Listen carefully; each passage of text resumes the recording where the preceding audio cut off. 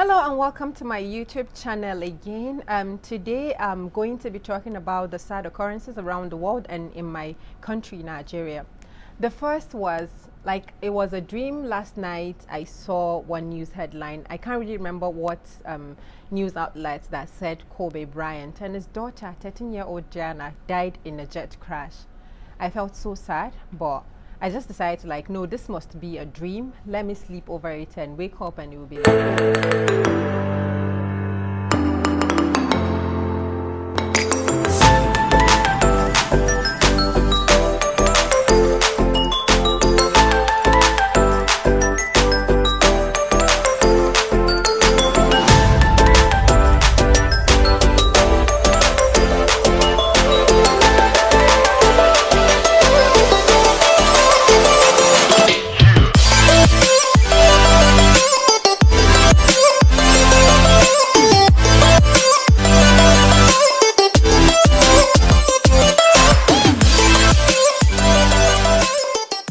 it wasn't really true, and it was worse this morning when I woke up. The news was over everywhere.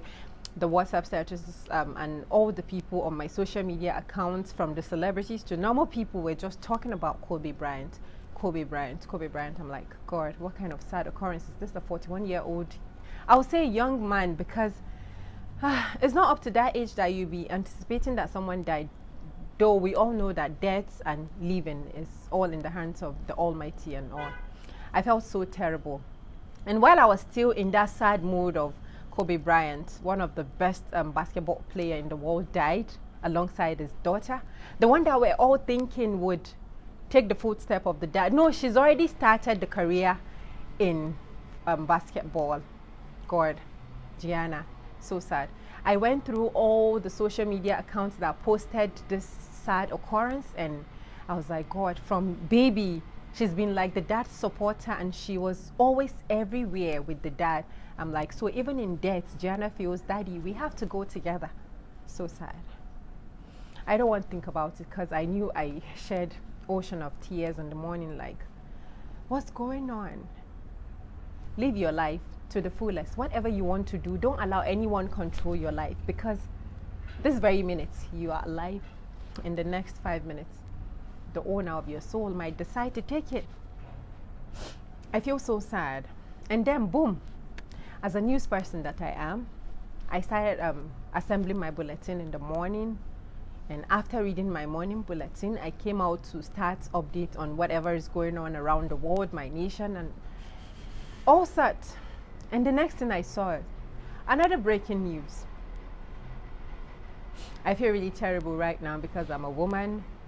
I know what death sentence means. I know what it feels like. Even if we see it in movies and we've not seen it in real life, especially in my nation, it's not something that anyone wants to experience. Anyone wants, even their enemies, to experience. And then boom, I saw Maryam Sanda sentenced to death by hanging.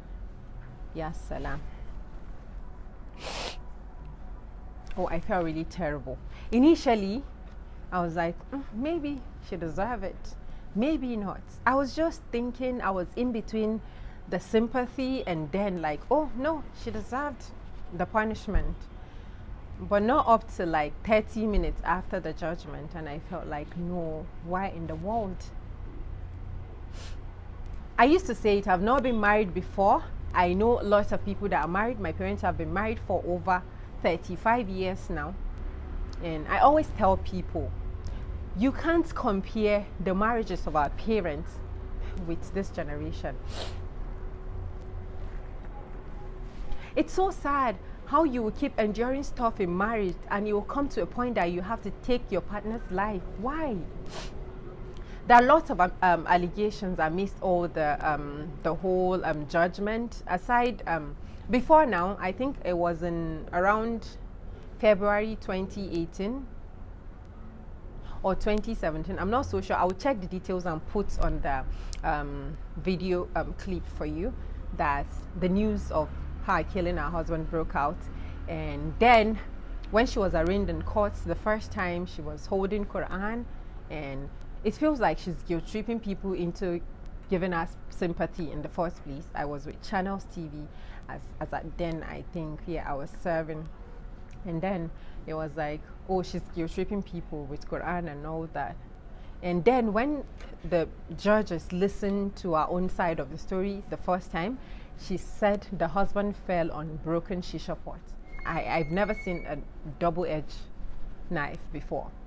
So how did shisha pots pierce someone or stab someone in 2, 3, 4 different places? So sad. It's simple that if you own up to a crime, really, maybe you get a mild judgment. And then another crime they committed after the whole thing was trying to clean up the crime scene. I'm not judging anybody. I'm in no place to judge anybody because Allah can test anyone at any time. So I'm not in any place to judge anyone. So that went on. They look for means to get her bailed and all that. I was in the media, and sometimes the stories that surround court sittings are so devastating that you'll be like, why should you cook up stories just to defend yourself? Personally, I don't really cherish law profession again. Not because of anything. People like to live. That's their means of livelihood, and they feel like I have to keep up with the lies. And we all know that both religions, Christianity and Islam, frown against lying. So all the cover up, and then at one point Maryam Sanda was given bail on conditions that she was pregnant. A sad story. And then the following day after the bail, I saw a birthday bash for our 1-year-old daughter.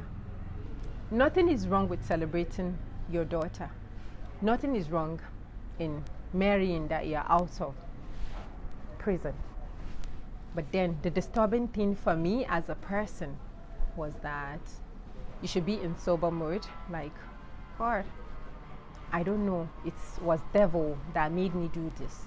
And the best thing you could have done for your daughter, that I'm sure if she's an adult, she would dislike you for the rest of her life, is to call maybe Malams to come and pray that, this girl became 1 year in this trying time. But then pictures surface online with, and you throw a birthday bash for a 1-year-old girl. She doesn't even know what the birthday is. Keep memory. You want to keep memory? Buy birthday cake and tell everyone that will be around among your families that nobody should take picture. Ban people from taking phone into the birthday ground. If you wanted to celebrate amongst your family members, nobody should use phone. If you want to take any picture, take the picture of the girl alone with the cake and all the whatever ceremonial stuff you want to do. And at the end of the day, you have it as your memory card. I don't know. Monday, 27th of January, 2020. Maryam Sanda was sentenced to death.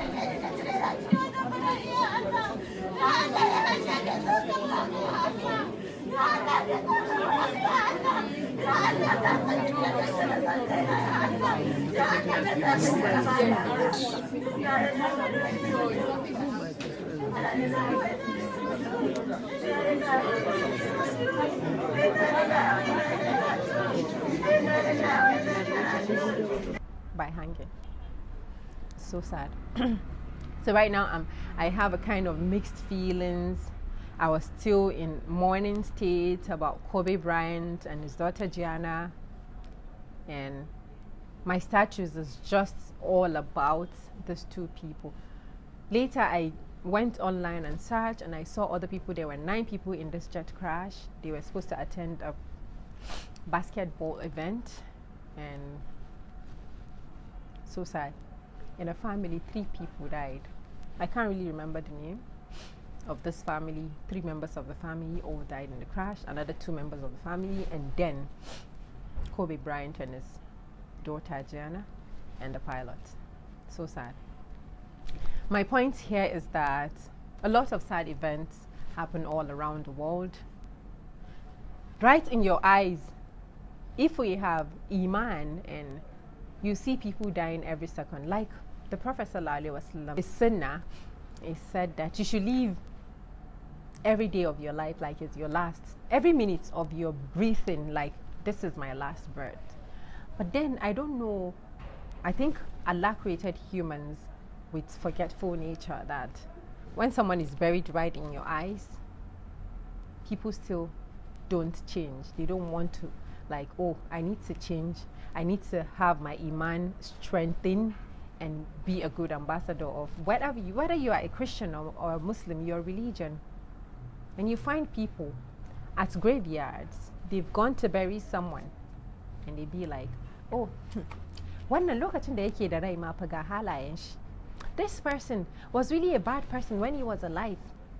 And then we all know as Muslims that once your soul is snuffed out of your life, the next thing, but you start seeing the outcome of all the things you did in life.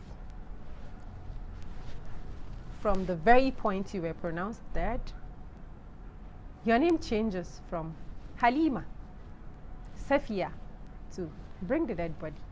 Let's bathe the dead body. Let's do this to the dead body. Bring makara, let's take the dead body to the graveyard. As Muslims, you know you're not staying another 24 hours after that. Then you'll be taken. After they lower you into the grave, I'm not a malama, I'm just relaying on what I learned from Islamic school. When the sand is poured on you already, the angels that were supposed to hold you accountable first will come. That, Malam Tashi, wake up. See your people are going. Won't you call them back? You'll be helpless. You shout at the top of your voice. They can't hear you. They are gone. You're left with your deeds, good or bad. So as we go about all our daily dealings, let's all have it at the back of our minds that we are sojourners in this earthly life. In no time, we might be called home by our Creator. And then we should all think about, what legacy do I want to leave? After I died, would there be, oh, what chamugwa? That woman, she was very wicked during her lifetime. Is that what you want to leave? Or you want to leave a legacy that they say, kai, wannan ruwan bohol ɗin da aka haƙa a can, ko famfon burtsatse ake cewa? It was Halima that made it, that paid for it. Oh no, she was training so children, less privileged children. Oh, it was the one that helped this community do this and do that. The one that will serve as sadaqah jariyah for you in life and in the hereafter. This is where I would like to come to an end of this edition. I'm feeling really sad. I think I've not been able to shake off the death of Kobe Bryant and his daughter, and then the federal court's judgment about Maryam Sanda, who killed her husband. I wish her all the best. If she can appeal the judgment, maybe she'll get a lesser punishment. Maybe she'll be asked to stay for the rest of her life in prison. Maybe from there, one government will come and say, please give those so people amnesty. I wish her all the best. And I pray that her daughter won't grow up to hate that her mother killed her father. Thank you for watching. See you next time. If you're just watching this channel for the first time, please do make sure to like, leave comment in the comment section, and subscribe. Thank you very much. See you next time.